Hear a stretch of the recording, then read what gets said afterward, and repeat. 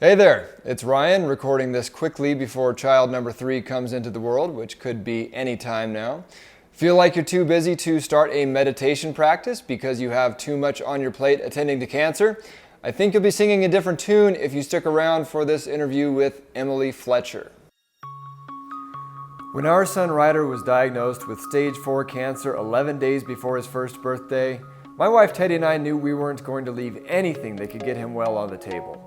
We've worked with countless doctors and health experts, moved away from our family and friends, raised and spent tens of thousands of dollars, even built a non-toxic house in the middle of the woods, all in the name of healing. Today, Ryder is happy and healthy, and we live more fulfilling lives than before the diagnosis. This is a revolution against what causes cancer and disease, and against what people think about how to reverse it. Whether you're actively healing and want to know all your options, keeping it behind you, or making sure cancer never touches your family, this is your revolution. This is the anti-cancer revolution. From integrative to alternative to energetic, we walk down all paths of wellness, free of bias. My name is Ryan Sternagel. Enjoy the journey. As noted, I might be a bit biased, but I'll go ahead and say that this interview is the most convincing argument to start a meditation practice from the perspective of effective, worthwhile things to do towards healing cancer. And my guest is none other than Emily Fletcher, who is the founder of Ziva Meditation and the leading expert in meditation for extraordinary performance. Her book, Stress Less, Accomplish More, debuted at number 7 out of all books on Amazon. The New York Times, Good Morning America, The Today Show, Vogue, and ABC News have all featured Emily's work. She's been named one of the top 100 women in wellness to watch, has taught more than 20,000 students around the world, and has spoken on meditation for performance at Apple, Google, Harvard Business School, and Barclays Bank. Ziva graduates include Oscar, Grammy, Tony, and Emmy Award winners, NBA players, Navy SEALs, Fortune 500 CEOs, and busy parents. Now again, we've probably all heard interviews on meditation before, but from a cancer-specific perspective, I'll say this before the interview. Cancer is the ultimate expression of imbalance in the self. By the time you get done listening, I think you'll agree that meditation is the ultimate way to bring about balance in the self. And I'll also say that I've been trying on and off to develop a regular meditation practice using all the different apps and YouTube videos and whatnot out there for several years now, and was never really happy with my results. After this interview, I took Emily's course and have been extremely happy with where I'm at and have had no problem dedicated the time to it ever since. And trust me, that's saying a lot. I think that's probably enough build-up, so I will let you get to it and see you back here on the other side. Emily Fletcher, thanks so much for coming on the Anti-Cancer Revolution. How are you today? I am excited to be here, and I'm really grateful that you have created this. Yeah. I picked your brain for a minute on, I forget if it was on the previous iteration of this show, or it might have just been. It was the previous iteration. Yeah, but it was just like a 15-minute type of deal, and I'm excited to dive into a full lengther with you. Yeah, we've got a lot more to say. Got a whole book now, and I have a baby now. Like there's a whole new world to talk about. Yeah. In the book, I just got done going through. You've re-inspired me for the 5th time to get back into meditation. So good. I mean, that's the thing. We just start again, and we start again, and we start again, inside of the practice and outside of the practice. That's the whole gig. I've been one of your cliche, I'm too busy to do it, but no, it's like, no, really, I'm really too busy to do it. I get it. Nobody's too busy, but my busyness is special. My stress is special. I get it. Yeah, I'm the triple cliche. Yeah, sure. But anyway, I believe you did share it on the previous iteration, or a little 15-minute deal before, but would you like to start with your brand or your practice or whatever you want to call it isn't necessarily around cancer, but you do have a cancer story near and dear to your heart. Do you want to talk about that? Might be a good way to start us off. Sure. When I was 24 years old, I was still performing. I was a Broadway performer, but at this point I was on tour with a show called The Producers. And I got a call from my family telling me that my dad had been diagnosed with stage 4 liver cancer. And he had sarcoma, which is a cancer of the soft tissue, which is a very aggressive cancer, which oftentimes shows up in children. It's pretty rare in adults, I believe. And, when you get that kind of news, you get that kind of diagnosis, you think, oh, well, we're going to fight it. Like, okay, well, now we're talking months or years. And so that weekend, I went home to see him. And it was much more advanced, much more progressed than I thought. By the time they had diagnosed him, the tumor in his liver was 24 centimeters, and which is kind of astounding that no one found it before then. But he'd been going to the doctor, and they were giving him Flonase, like nasal steroids, and Oh my. because he had a cough, and anyway, but nobody's checked the whole system. Yeah. So anyway, I went back to work, and then I put in for a leave of absence. So I took 10 weeks off from my show, thinking, okay, well, I'll come home and we'll help get him well. And we went down to this cancer center in Tampa, and you're just, my mindset was like, anything we can do to fix this, to save this, to solve this. And they basically sent him home to die. And that was not a reality that I was willing to accept at that point. And I was like, well, can I speak to the nutritionist? And they kind of laughed, but they were like, sure. And they let me speak to the nutritionist, and they sent us home with a 6-pack of Ensure, which is basically sugar water. And I was like, okay, so here's where we are. And I didn't know that much about cancer at this time, but I knew that sugar was not good for cancer. And so then I came home and I started just researching, became kind of a makeshift cancer nutritionist in 48 hours, reached out to all my witchy friends. And within 48 hours, I started feeding his body and not the cancer. And we were doing juicing, and we got this machine in from Japan. I call it the goldfish machine, where we had his feet moving because goldfish apparently don't get cancer because they're constantly oxygenated. So we had his feet, even though he couldn't exercise, moving on this. We got this dome also from Japan that was like a very specific type of radiation on his liver. We were doing apple pectin and I'm trying to remember all the things, fluorescence, and what's the red drink? It's like iron. Floridex. We're doing all the things. Anyway, point of the story is that within 48 hours, he was walking and talking. By the time I got home the second time, he was basically in a coma. He couldn't speak, he couldn't stand, he couldn't walk up and down the stairs. And when we started doing all of these things, feeding his body and starving the cancer, within 48 hours, he was able to talk again. He was able to walk. He was able to go out in the backyard, up and down the stairs. And while he only had 4 weeks from his diagnosis to his passing, it was nothing short of miraculous, the change that happened when we started treating him and not the cancer. And at least for the time that he had left, he was able to say his goodbyes. He was able to have a higher quality of life in those precious last few days. And that was really the thing that kicked off my whole healing journey, both from like just the emotional trauma of losing your father or losing anyone that's close to you. Like that's its own sort of spiritual catharsis or catalyst, if you will. But also the transformation that I watched him go through really got me inspired to study the body, the mind, the spirit. And I thought, well, maybe I'll go get a PhD in naturopathy, or maybe I'll, study, because I've always been fascinated with the body. But then I started therapy, and that was amazing and changed my life. And then a couple of years later, I found meditation. And then when I found meditation, it had such profound, not only mental effects on me, but such profound physical effects on me that I was like, oh, this is what I want to be doing. This is what I want to share with the world. So I did a pretty deep dive down that rabbit hole. I'm glad that your dad did have that time, because you reminded me of watching my grandma go, and I was just, maybe in early junior high or something.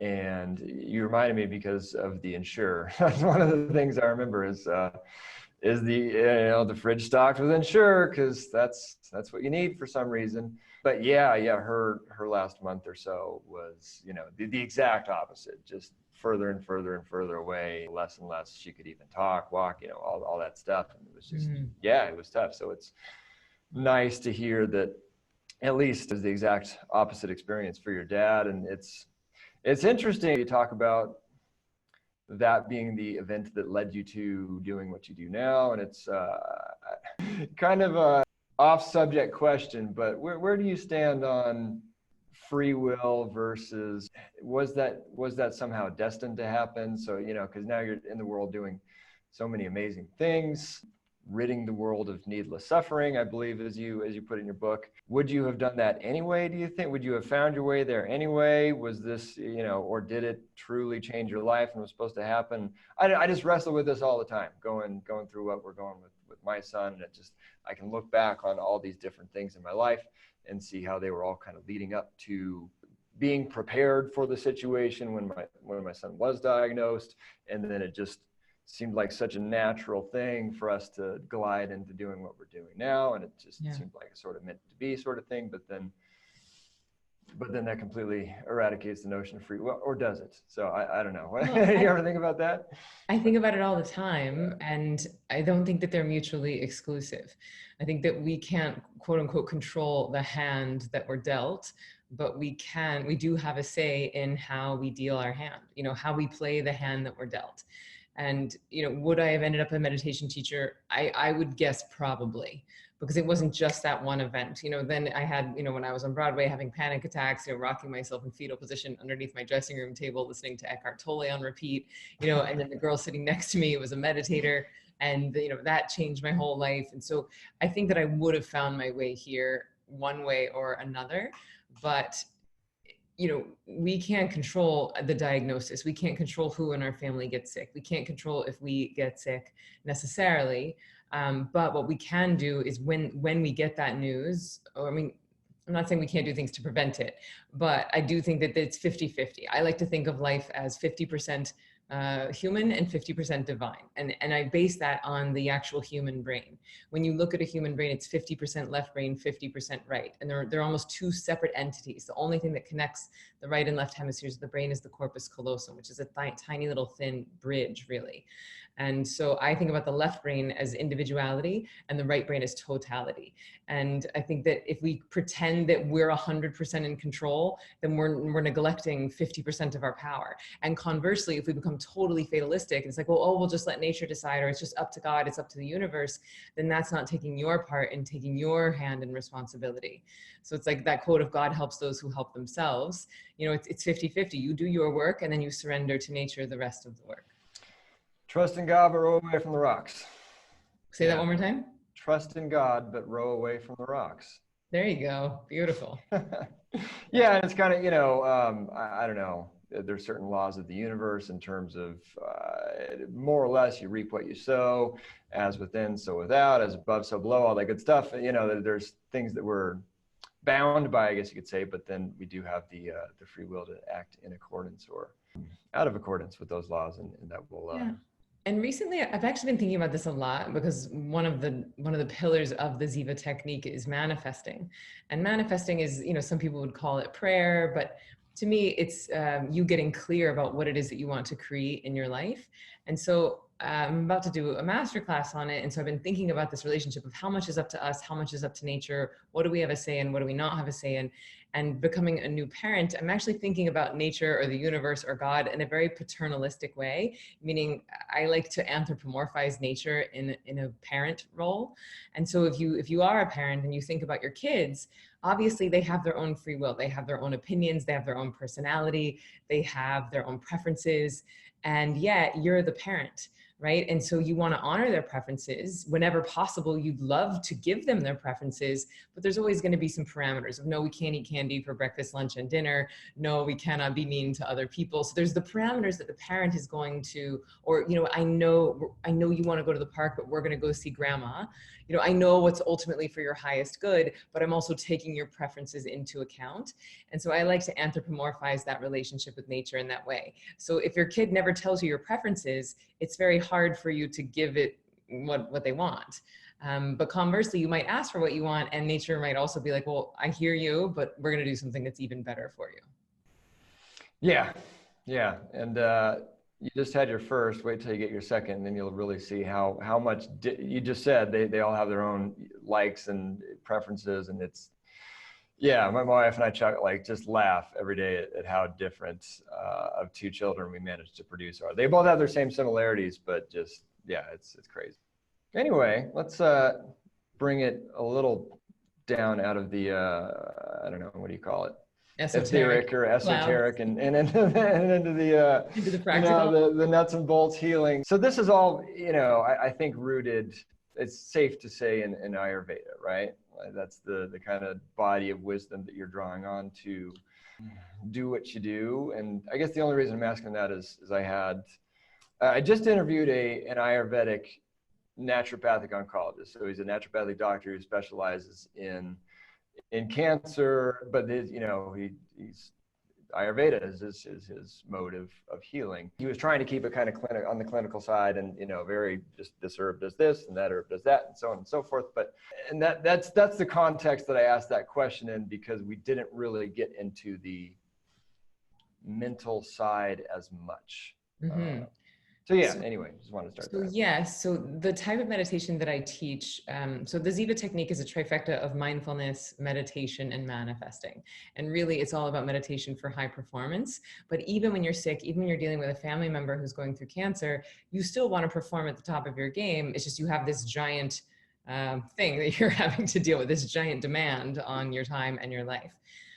But the meditation portion of the Ziva Technique is based on something called Nishkam Karma Yoga, which is just a fancy Sanskrit way of saying union attained by action hardly taken, which is the lazy man's meditation. And I like it because it means you don't have to work, you don't have to focus, you don't have to clear your mind, you don't have to concentrate.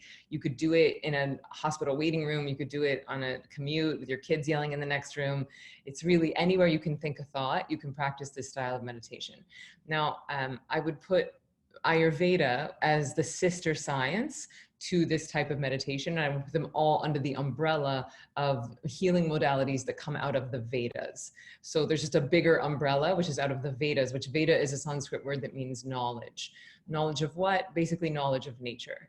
And Ayurveda is, Veda means knowledge, Ayur means longevity. So Ayurveda is the knowledge of longevity. So it's basically like, how can you understand the laws of nature to help them get you where you want to go? How can I eat in accordance with nature? What time should I be eating? What temperature food should I be eating? Should I change my diet with the seasons? Should I change the types of foods that I'm eating with the seasons? What's my personal body type? So there's all these sort of big picture conceptual things that once you have an understanding of them, the idea is that you start to move yourself into being your own doctor.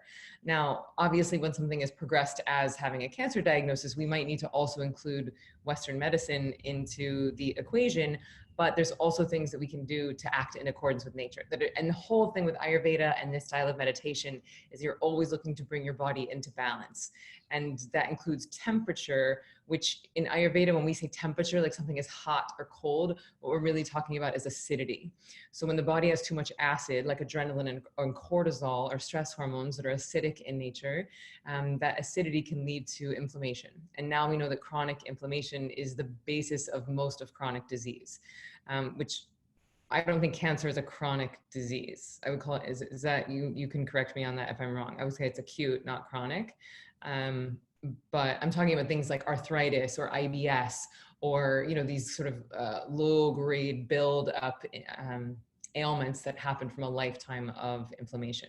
So with Ayurveda and with meditation, what we're doing is we're cooling down the body, we're decreasing the acidity, we're starting to flood the brain and body with dopamine and serotonin, which are alkaline in nature. So you're changing the pH balance of the body, which creates a more hospitable healing environment. Cancer is acute versus chronic. Yeah, I definitely see where you're coming from on that. Yeah, because it's not one of those things. It's more of an explosion and something that can be. It's an imbalance that needs to be balanced. That's for sure. Kind of dragging us back to the esoteric here, but I've been on this big balancing your thoughts with your emotions in accordance with your actions. So as you think, so you feel, so you act. And it's just interesting. That jumped out at me hearing your 3 M's, the mindfulness, meditation, and manifestation, same sort of thing. But it's all about this balance, right? And right brain, left brain coming in together, and bringing it back to a little more tangible thing. You mentioned stress and the nervous system, and gosh, I mean, that's one thing I hear over and over again from naturopathic oncologists and functional medicine doctors who work with cancer people all day, is their nervous system's so far out of whack. They're completely sympathetic dominant. Their parasympathetic is almost non-existent, and that's what's driving a lot of this growth, this imbalance. I guess for lack of a better term. I'm sure there is one that I'm not producing right now, but yeah, can you speak to that a little bit? Just the physical balance that comes from meditation. Another example that really jumped out of the page for me was seeing one of your case studies, the lady that was trying to get pregnant, and her estradiol went from 300 something down to the teens or something like that, which anyone going through breast cancer especially, that's a really big deal. Yeah.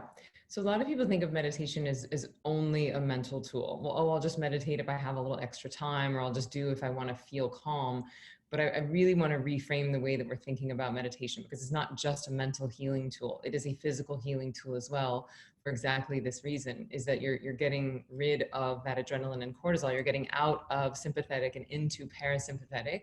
So you're out of fight or flight and into rest and digest, so that the body can start to heal as it was designed. And the thing is, we all have cancer cells in our body every day. Everybody does. But if your immune system is functioning as it's meant, it can go through and get rid of those cancer cells, and so the buildup doesn't happen. But if you're chronically in fight or flight, if you're chronically in that sympathetic, then your immune system actually goes to the back burner. And over time, because basically you want to use all of your physical and mental energy to prepare for the imaginary tiger attack, because the fight or flight stress response was born out of preparing us for tigers. And so when a tiger would jump out at us, our digestion would flood with acid to shut down digestion, because we need all that energy to fight.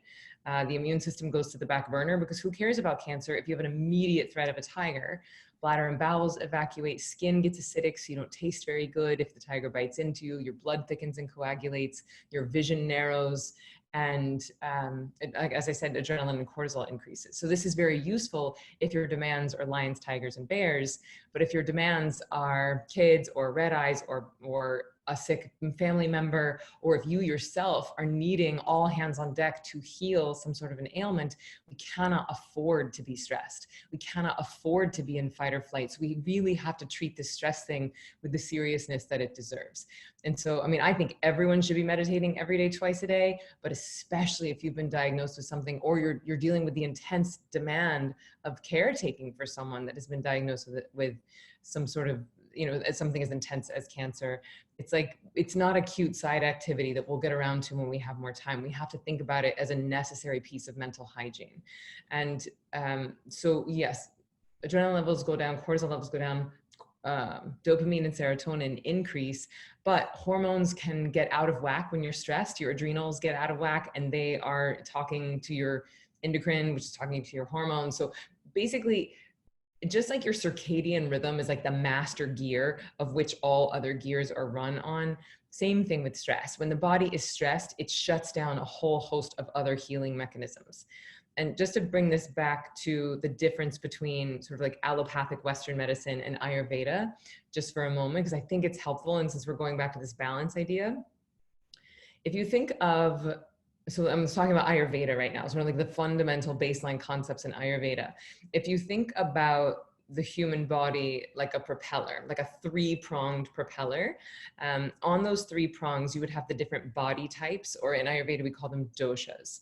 So there's be little fancy Sanskrit words, but there's three different doshas or three different body types, kind of like back in high school and phys ed when you learned about ectomorph, endomorph, and mesomorph. Well, in Ayurveda, we call that Vata, Pitta, and Kapha. And Vata means air and space, Pitta means fire, Kapha is earth and water. And we all have all of these elements, but to varying degrees. And so if you think about Vata, Pitta, and Kapha as three prongs of a propeller, when your body's in balance, that propeller goes and the plane can fly, no problem. But if any one of those propellers, if any one of the doshas get out of balance, then something gets depressed. So if the Vata goes down, if one of the propellers goes down, the other propeller will pop up. And what we do in Western medicine is we're like, oh, this propeller is up. We've got this symptom. Let me mask this symptom. Let me treat this symptom. You're feeling nauseous? Let me give you some anti-nausea medication. You've got a headache? Let me get you some pain blockers. So then we put some bricks on another prong of the propeller, and then the other side pops up. And then we have these other symptoms, and we put some more bricks on that propeller. And then eventually we've got so much medicine, so many things just weighing it down that the propeller can't even move anymore. And what we do in Ayurveda and what we do in this style of meditation is that instead of treating the symptom, we go after the root cause. What can we remove? Can we remove some stress? Can we remove some toxic foods? Can we remove some toxic environments and start to get the body back into balance so that the propeller can rotate again? Cancer is like the ultimate irony in that sense. It's the most stressful situation. I won't say the most, because there's a lot of crappy situations out there, but it's a very extreme situation that you're thrust into out of nowhere. And then the minute you start researching anything to do with the natural side of healing, it's, oh my gosh, stress is terrible. I need to, You're like, I'm more stressed than I've ever been. Yeah. And then just knowing that it's a bad thing to be stressed can also causes its own form of stress. Yes. It's been really tough for my wife and I, having two kids outside of after Ryder, I should say, and knowing that, when we point to causal factors, it's the whole toxic soup and everything we talk about with why we built a non-toxic house in the middle of the woods and all that stuff. But she was in an extreme amount of stress while she was pregnant. Works in a really bad work situation, and that's one of the things that we always kind of gravitate towards. And so knowing that, and then it's not like our life has been all smiles and rainbows for the past 5 years, and but we've had our daughter, and now number 3 is coming in December. So that's its own kind of like, don't be stressed. So let's talk about this, right? Because no matter what situation you're in, everyone is going to have demands. And obviously, like, moving is a huge one. Having a child, a huge one. A cancer diagnosis, a huge one. Like, these are some of the bigger life demands that you can have. And losing a child, one of the hugest life demands. And so even in light of these massive demands, I want to share a concept that I find really helpful and really empowering, that you actually quoted to me right before we started the interview. And it is this line from the Vedas, which sometimes I get resistance to, but let's just try it on as a thought experiment. What if there's no such thing as a stressful situation? What if there are only stressful responses to given situations? And most people, when I say that, they're like, hi, Emily, you don't have kids. You don't have a kid with cancer. You don't know my life. You don't know my boss. You don't know my bills. You're a meditation teacher. What do you know about stress? And so please hear me when I say I am not invalidating the demands. Okay, the demands are real. They are taking your time. They are taking your energy. They are burning up what we call adaptation energy. What I am offering is that if you're willing to commit to the meditation every day, twice a day, it's like you're filling up your tank with adaptation energy, with the energy to adapt to the demands of your life. Does it take away the demands? No. Does it make your ability to elegantly interact with those demands infinitely better? Yes. It's like filling up your tank of gas twice a day. Does it mean that you're not going to have to run the car? No, you're still going to have traffic and detours and all of that. But the chances of you running out of gas, of depleting your own internal energy, the chances of that drop precipitously. Yeah, and that's, I definitely wanted to keep this more on the healing side. And I got a lot of more tangible healing questions for you, but on the same token, we're really big on not only staying not stressed and doing whatever you can to do that, as you just mentioned, but also, with the cancer diagnosis, you do need to perform. It's not even just all about it kind of is about finding the right thing to do, but you have to perform to find that right combination of things to do, and to, balance your doctor's appointments with, previous life responsibilities, with making it to your, IV vitamin C, with fundraising. The only way we were able to do everything that we have done is to raise tens of thousands of dollars for, that we didn't have before. And that was its whole own other job. All that being said, yeah, it's just, especially for someone that if they're the person going through cancer, it's a really big deal to be able to accomplish more while not stressing. Whatever what's the title of your book? Yeah, Stress stress less, less, accomplish more. accomplish more. But one Yeah. thing it's called stress less. It's not called don't stress. Because one thing I really want to highlight is that getting stressed is not bad for you. It's the staying stressed that's killing us. Yeah.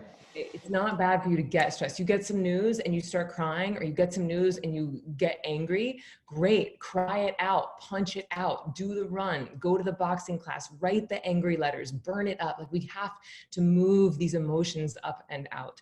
We've been trained since infancy not to feel our feelings. Shh, don't cry, don't cry, don't cry, have some milk. Don't be sad, have a cookie. Don't be angry, have a toy. Don't feel, don't feel. And we just repress, repress, repress, repress. So please don't interpret this as I'm saying don't be stressed. You can get stressed, feel it, be sad, be angry, move that stuff up and out. But the trick about meditation is that it gives you the ability to recover, to come back into the new now. And even in the middle of a cancer diagnosis, even in the middle of moving through that journey, if you can come into the right here, right now, I'm okay.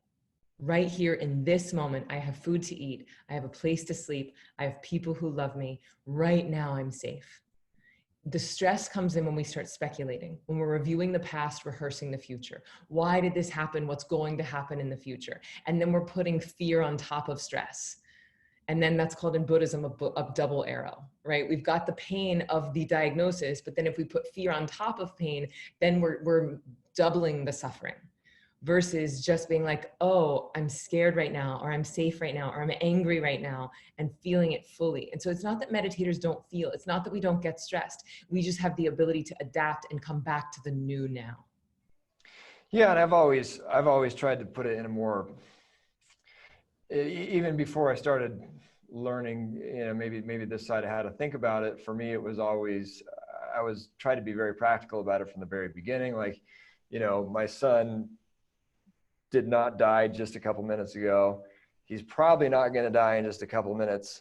And so in this time right now, like, what am I doing to better the situation? And just sitting there stressing about it and woe is me, that's certainly not going to do it. So. And I love that you did that micro window of time. The last 5 minutes, he didn't die. He's probably not going to die in the next 5 minutes. So how can I enjoy this 10-minute window? Like, that's a really beautiful reframe. I think that's a very tactical and valuable tool. Enjoy was probably not the operative word at the time, but what can I do? But why not? Like, why not enjoy? You know what I mean? Yeah. I find that there's nothing like looking death right in the face to wake you the F up, to make you savor your life, to make you realize how precious every single moment it is. Yeah. None of us, cancer diagnosis or not, none of us are guaranteed tomorrow. My ceiling could crash in on my head right now. I could get hit by a car tomorrow. And the only thing I would say that would be better about a cancer diagnosis is that you're waking up to the inevitability of the fact that we're all going to die. Like, so far, it's 100% death rate. Everyone. That we know of. That we know. Now, that might change in the next few decades. That might change with, you might not die of natural causes, but that's a different podcast for a different day. But I have met so many people who have had what they ultimately see as a blessing of some sort of a quote unquote fatal diagnosis. They've turned it around, and then they're more alive, more awake. They're savoring each moment even more on the other side, or even when they're going through it. And I'm not wishing that on anyone or saying like, oh, let's be thankful for it. I'm not trying to paint sunny roses on it. I am saying we're all gonna die. Everybody. And so the only real gift that I see from this is accepting the inevitability of it and savoring the preciousness of every moment that we have left. And that's a lesson for all of us. I love it. A little bit more back to the physical. We just keep trying to go back I'm just going to go like extreme imbalance, physical, mental. I'm never gonna bring it to the center. Could you speak to this notion that I read about in your book, that when you have a meditation practice, your body is performing stress relieving activities so that at night it has more it gets around to the immune stuff more readily. Yeah. So I'll talk about insomnia because that's what I had. Like I couldn't sleep for 18 months before I found meditation. My first day of my first class, I slept through the night for the first time in 18 months. I have every night since. That was 11 years ago. One of the reasons why meditation is so powerful is that it makes your sleep more efficient. It makes your sleep more valuable. So because sleep is the most restful form of rest that most of us have, our bodies are using sleep as a time for stress release. And that's what insomnia is. It's like you have all these demands of your day. You lay down at night, you give your body a little bit of rest. As we all know, when you give the body rest, it knows how to heal itself. One of the things that it heals itself from is stress. So as that stress starts leaving the body's going to launch into a little bit of activity, and then the mind corresponds with activity. What's mind activity? Thoughts. So we start having thoughts, and then our mind is racing, and then it's 6 a.m. and we haven't slept a wink. That's insomnia. Okay. That's your body not using your sleep as an efficient healing mechanism. Now, when we start to insert the meditation into our day every day, and with our online course, we teach 15 minutes twice a day. So you're using those valuable 15 minutes twice a day as a time for stress release, so that when you lay down at night, you can use your sleep as a time for sleep. So your body is able to fall into sleep much faster because it's not having to process through all the stress from the day, and it's able to regenerate and rejuvenate in a way that's I found personally to be much more restorative. I've also, after I started meditating, I didn't get sick, not even a cold, for 8.5 years. Now I went from getting sick like 4 to 5 times a year, and which I was on Broadway. So that was a real occupational hazard to even get a cold, and you can't sing, you have to call out from work. So that would happen 4 to 5 times a year. From the day I started meditating, I did not get sick for 8.5 years. And yes, that was part of the immune boosting effects of meditation. But the beautiful byproduct of that, the icing on that cake, is that your sleep becomes more efficient as well. And my husband right now is reading that book, Why We Sleep. And he's like, sleep is the most amazing thing ever. It does all these things. You can learn more. It's, we all know how good sleep is. You know how exhausted and terrible we feel at midnight, and then how much better we feel at 8 a.m. if we wake up and have had a nice sleep. So the efficiency of our sleep is not to be underplayed. Yeah, it's funny, on the performance aspect of just getting a more restorative sleep. It's, I went probably a good 5 years getting an average of maybe 4.5, 5 hours of sleep after my son was diagnosed. And I lost the day job 1.5 years back. And so it was kind of all hands on deck, getting this new thing set up and making sure. And, just recently I gave myself the luxury of 7 or so hours of sleep. And, but it's like, oh man, I feel so much better. I can, I am like remembering more and working quicker and stuff like that. But then at the same time, I do have less time to do things. And now there's more to do than ever. And so like, it's probably the worst way to think about it. But now I'm starting to reverse engineer, like, well, if I start meditating, maybe I can go back to having less sleep. And I'm sure the most helpful thing to do would be get the sleep and do the meditation. But yeah, because then you feel like you have superpowers. Like, I taught Dr. Mark Hyman to meditate. He's like, he started the functional medicine center at the Cleveland Clinic, and he's been doing Ziva now for about 3 years.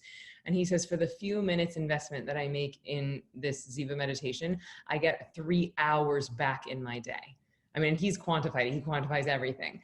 And so he's doing, 15 to 20 minutes twice a day. And then he's like, I have 3 hours more to have energy with my wife, to go out, to see more patients, to write my 18th New York Times bestselling book, and so it's not, we really want to think about it like a time investment, not a time expense.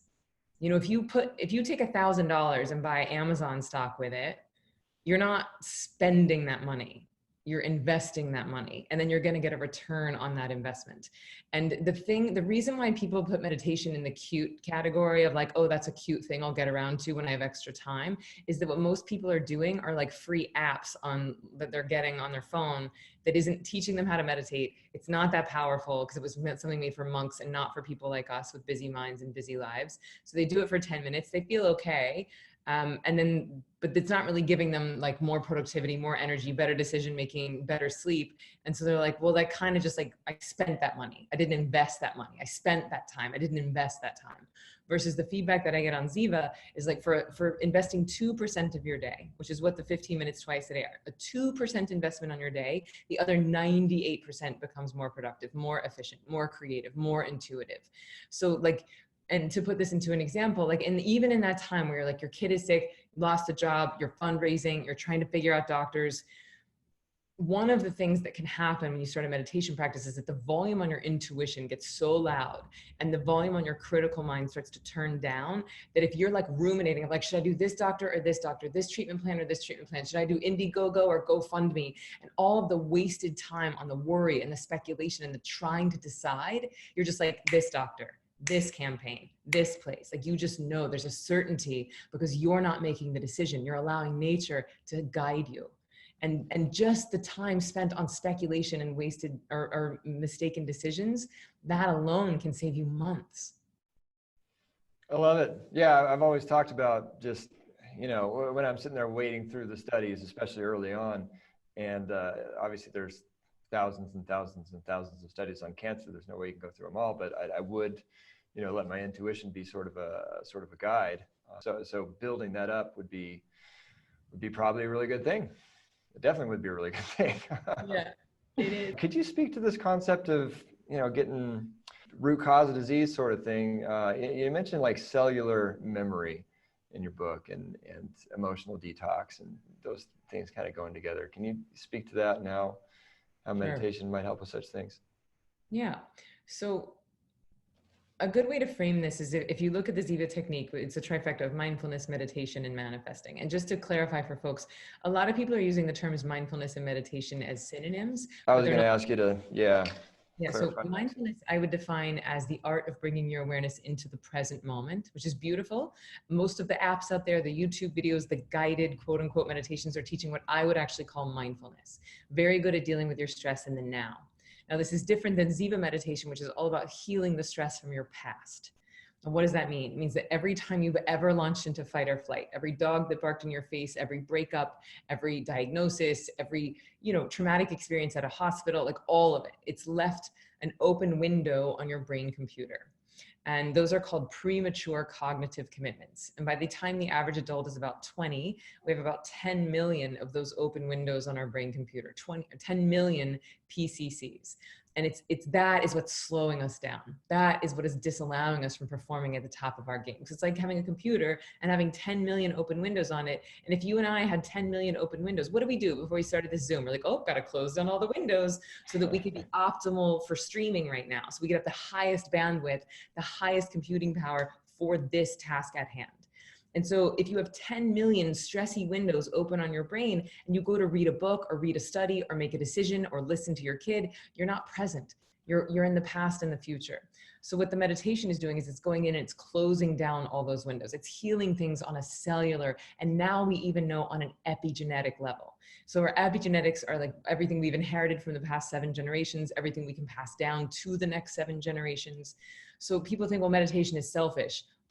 It is the least selfish thing that you can do, because as you heal yourself, you are helping to heal the collective, and you could even stop trauma that you've inherited. You could stop that from passing down to future generations, both through the epigenetics, but also through the traits and your behaviors and the stories that you're passing down mentally and emotionally to your children.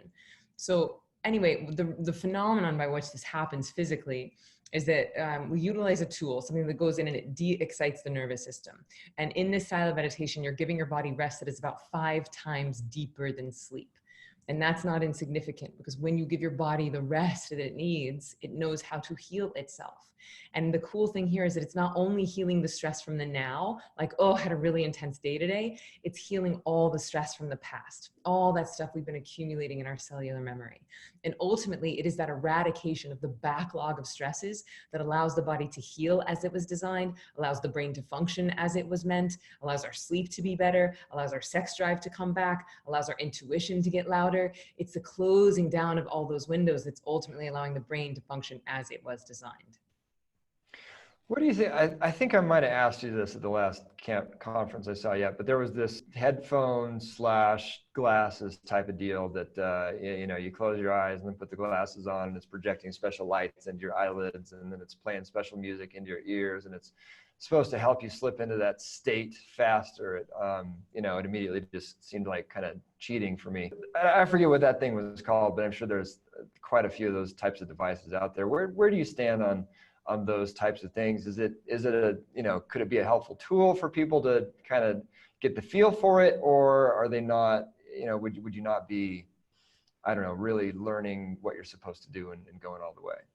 Well, look, I'm all for cheating if it works. You know what I mean? Like some people even call it using a mantra cheating. I'm gonna But remember that. the thing is, I'm very I'm a very strong advocate for self-sufficiency. Meaning like my whole gig, my whole business, my whole mission is training around people to be self-sufficient. Meaning that right now I could just close my eyes and drop into meditation. I don't need headphones, I don't need a headband, I don't need Wi-Fi, I don't need my phone to be charged. And who wants to be tethered to electronics to meditate? We look at electronics all day, every day. We need to be unplugging from this stuff. You know, I mean, talk about like EMF and, you know, the lights. And it's just at some point we have to go inside. At some point, we're going to have to do the work. At some point, we're going to have to trust our bodies and train our bodies to heal as nature intended. Thing is, body knows what it's doing. Body knows how to heal. We just have to stop doing all the things that we're doing to it in the West, eating food that isn't food and looking at light that isn't light and getting, you know, having soil that isn't soil and not having physical contact. That's another podcast for another day about these specific devices. I think that sometimes it's fun for people to have toys. Sometimes it's fun, especially for dudes, to have like a gamification of like, oh yeah, there's that toy that I bought, you know, so maybe, oh yeah, let me practice it. But I can't speak to this particular thing that's shooting light into your eyes and playing sound. What I can speak to is that any external stimulation, I would argue, is not going to be as powerful as something that's happening on the internal level. Because what we use in Ziva, the whole thing that induces this deep healing rest, is something called a mantra.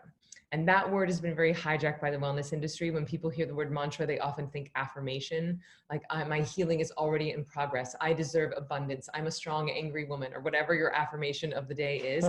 Affirmations are great. I love them, but they're different than mantras. Mantra is a Sanskrit word. Man means mind, tra means vehicle. So a mantra is a mind vehicle custom designed to take you from these active layers of left brain thinking and move you down into more subtle layers of right brain being, to de-excite our metabolic rate, which is the rate with which the body consumes oxygen, to slow down your heart rate, and to decrease your body temperature. So that is what I mean when I say the body's getting this deep healing rest.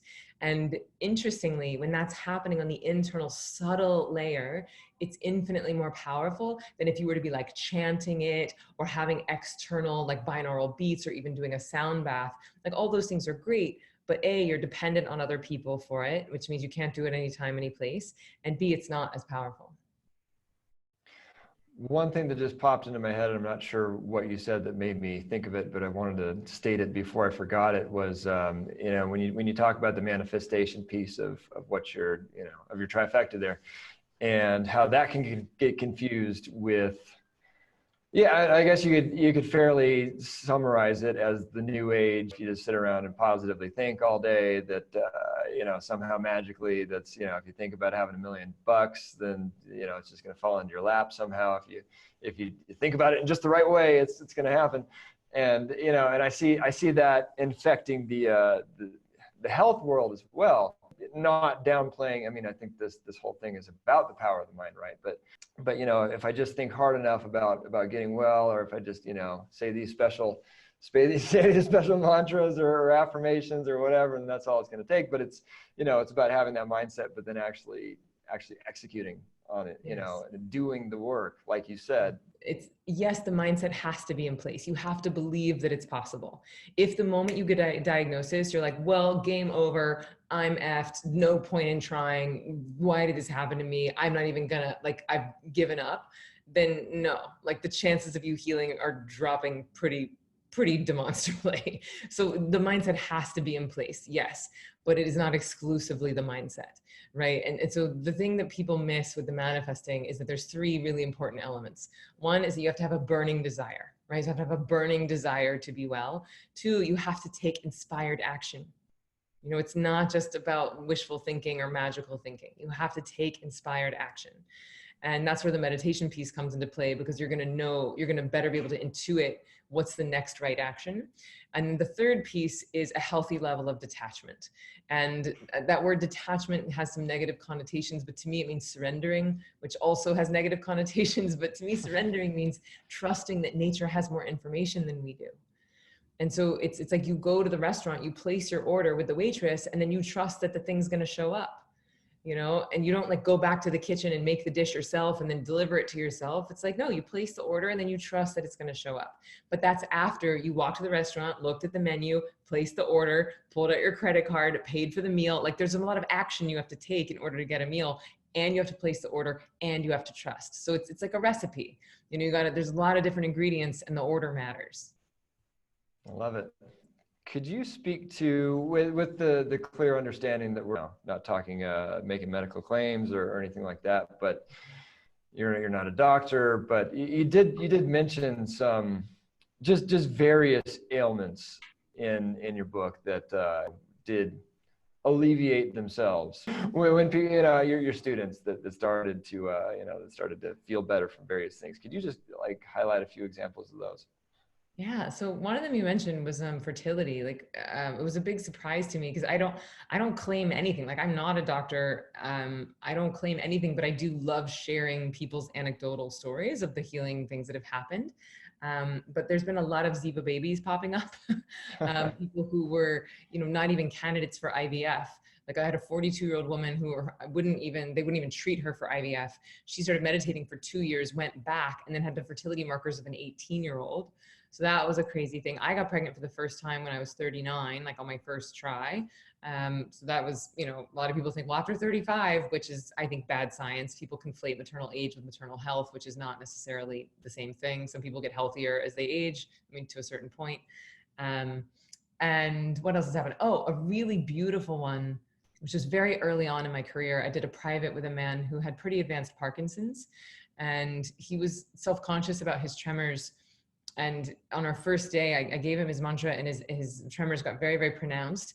And then he closed his eyes and he started doing it internally, and his tremors stopped like immediately. And I saw it happen, and I started crying because it felt quite significant. It felt quite profound, and I'd never seen anything like that happen. And then a few minutes later, I asked him to open his eyes, and I didn't want to say anything because I didn't want to, you know, be awkward. But he said, did you notice that my tremors stopped? And I said, I did notice that. And then about 5 minutes later, they came back. Next day, we meditated again. They stopped instantly. As soon as he closed his eyes and started, the tremors stopped. And then afterwards, when he opened his eyes, they came back 10 minutes later. And then the next day it was 15 minutes later. And the next day it was 20. And so it wasn't a miracle. As I started to do more research, I realized that Parkinson's is oftentimes caused by a lack of dopamine in the brain. And so since meditation induces organic dopamine, it was giving him, it was not that it cured Parkinson's, but having that dopamine hit in his brain was giving him a little bit of a reprieve from the Parkinson's symptoms. Now, I do think that if you were to catch it early enough, you know, very, very early, or perhaps before it ever even started, and you're having your own organic, normal dopamine production happening, you know, perhaps you could stave off the symptoms for longer.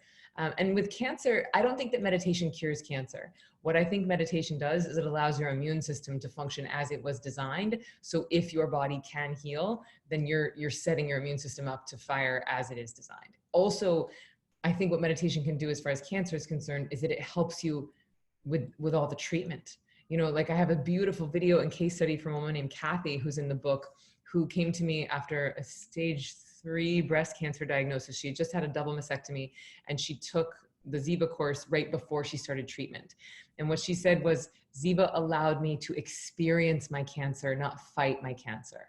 And I thought that was very profound, that she was dancing with it. She wasn't fighting it. She wasn't pushing against it. She was experiencing it. And she told this beautiful story where she had gotten, I think it was her first round of chemo, and her partner was there with her. And they said, you know, it might be a few hours before she's able to leave. We need her vitals to come back. And she said she sat up in the bed and she meditated. And she meditated for like 45 minutes. Nurse came back in and her vitals were back. And they'd never seen anyone's vitals recover that quickly. We're like, well, I guess you're okay to go. And then a few months later, they came back for treatment, and her partner said to the doctor, "Hey, are you sure that the chemo is working? Because she seems fine. Like her energy's fine. She's moody. She's really happy." And then the doctor looked at her partner and said, "She's bald. Like the chemo's working. Whatever she's doing to help with the symptoms, that's what she needs to keep doing." And so I just thought that was a really beautiful way of framing it, that meditation is not going to cure cancer, but it's going to help you through the inevitable challenges that you're dancing with. That's awesome. That's awesome. Anything else I did not ask you about that you wanted to share today? Well, just one thing that I find is the number one misconception around meditation is a lot of people say, well, I want to do it. All of this sounds great. I know I need it. I know you said it's going to give me more time, but I've tried it and I just can't clear my mind. And so people are like, I want to meditate, but I can't do it because my brain is too busy. I've got so much going on. I'm dealing with all this stuff. I can't clear my mind. So the really good news here is if you've ever tried meditation and felt like a failure, you're not a failure. The mind thinks involuntarily, just like the heart beats involuntarily.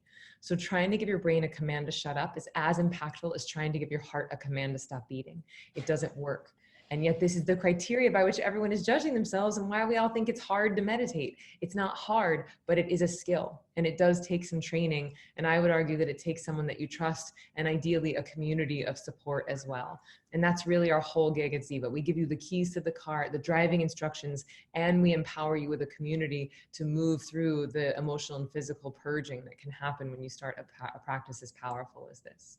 Like I said at the beginning, I've told myself at least a dozen times I'm gonna give the old Ziva a whirl, but yeah, after going through your book and I think I told you this at the last conference that I saw you at, but the first time I interviewed you, my dad ended up going through the course, and he still that was like almost a couple years ago now, and he still practices it to this day and loves it. Yeah. It's so amazing. Actually, I remember that lunch very well because it was, I think, 4 people at the table that said, "Oh yeah, my daughter's doing it. My husband's doing it. My dad's that's right." And I was like crying because this is, and the other thing was that at that same table, people were like, "I never thought my daughter would meditate. I never thought my dad would meditate. I never thought so that's what I love hearing.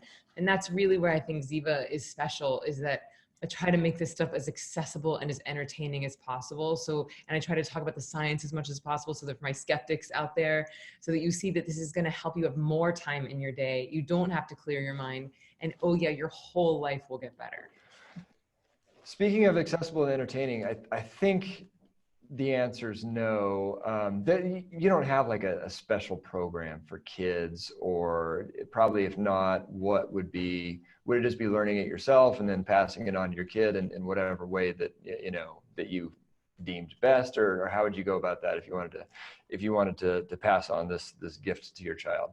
Yeah, good question. And the exciting news there is that that's our big project that we're working on for 2020 is we're launching Ziva Kids, which I'm really excited about. And we're just about to start development on that. So stay tuned. But in the meantime, yes, 1,000%. You got to meditate. Like so many people say, I want my kids to meditate. I want my kids to meditate. And the first question I say is, are you meditating? And they're like, well, no, I'm too busy, but I want my kids to meditate. I'm like, well, guess what? If mommy's stressed, kid is going to be stressed. If daddy's stressed, kids are going to be stressed. So the single biggest gift you can give to your kids is to clean your own house, because they are learning by watching. They are not learning by what you're saying. And a crazy benefit that I've seen is that when your kids see you taking responsibility and accountability for your own emotional and physical wellness, because kids are narcissists, right? They think that everything you do revolves around them. So if you're angry, they take it personally. If you're sad, they think it's their fault. And so if they see you every day meditating, then if you're a little angry, they're going to be like, oh, did you meditate today? Because you're in a bad mood. Or like, mommy's a lot nicer after she meditates. And then it helps them to not take your moods as personally, because they see you. It's just like going to the gym. You go to the gym, you get stronger. You start meditating, you become happier and nicer and more patient and more creative and playful with your kids. So really the best gift we could give our children is to meditate ourselves. Very good. So again, reiterate, there's the book, there's the course, there's Accomplish More. I don't know that we ever said the title, but that's it. The book is Stress Less, Accomplish More. And that, yeah, I mean, in terms of like the first half of the book, just going into I feel like I did an okay job of summarizing the benefits here, but you really need to actually just wrap your mind around what's possible with that first half of the book. It's crazy.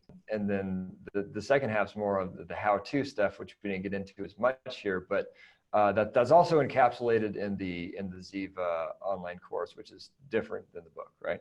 Yeah, so thanks for highlighting that. So I do teach a gentle version of the technique in the book. It's kind of like a Vespa, and then the online course is like a really good Toyota. So it's like a lot of people learn in different ways. A lot of people don't like reading. They just want me to show them how to do it. So the online course, which I think we're sending you a link for, it's only 15 minutes a day for 15 days, and it's designed to make you self-sufficient. So again, it gives you the keys to the car and the driving instructions. So the first 3 days are mindfulness. Days 4 through 12 are the meditation, which is like the main course. And then days 13 through 15 are the dessert portion, or the manifesting. And that's where it really gets fun and where we get into the advanced stuff. Yeah, I think, oh, and the other thing is that you don't just have access for 15 days, you have access for 6 months. And there's also monthly coaching calls. You can get personal one-on-one coaching from me. You get access to our community for 6 months, because I have a vested interest in keeping you meditating. Like, yes, I selfishly want you to be better, but I also want the ripple effect to your family, to your job, to your town, to everyone you interact with. Like, that's really what I'm interested in. Well, very good. I think we got access like a few months ago after I saw you at that conference, and so it's glad to know I still got a few months to get my act together. Yeah, well, you're good. You have special access, but use that deadline, because some of us are motivated by deadlines, so use it. Yeah, no, I'm on it. We'll take a look for that link and be sure to put it in the show notes on the page to this interview, which I'm trying to think if your last interview was called the sternmethod.com/Emily-Fletcher. It can also be in the iTunes notes, YouTube if you're watching this on YouTube, all that good stuff. Very good, Emily Fletcher. This has been awesome. I'm really glad this happened. Thank you for coming on. Thank you for creating this. I know you're helping a lot of people. Yeah, well, right back at you and what you're doing. There we go. There you go, Emily Fletcher manifesting one powerful interview, if you ask me. As always, you can get the bullet point list of everything we talked about to solidify it in your mind at thesternmethod.com/Emily-Fletcher. That's also where you can get the links to all resources mentioned, most notably Emily's book, which I highly recommend to hammer in all the ways that this is a good thing, and her course, which I mentioned before the interview, has completely changed my world when it comes to meditation personally. One other little note, as I mentioned at the very start of this episode, our third child will very likely be coming before the next episode of this show airs. Fun fact, this interview and Emily's book had a big impact on this child's middle name. And no, it's not meditation. Can't let the cat out of the bag as of yet, as pretty much no one knows it, but if you want to see what it is as it happens, the Stern Method on Instagram or Facebook would be the pages to follow to get that information. Wish us luck. Speaking of luck, when it comes to cancer, it's certainly nice to have some luck, but what's even more important is that you just keep going. I'm Ryan Sternagel of thesternmethod.com. On behalf of my whole family, we really hope you got something valuable out of this edition of the Anti-Cancer Revolution. That's all for now. God bless and Godspeed.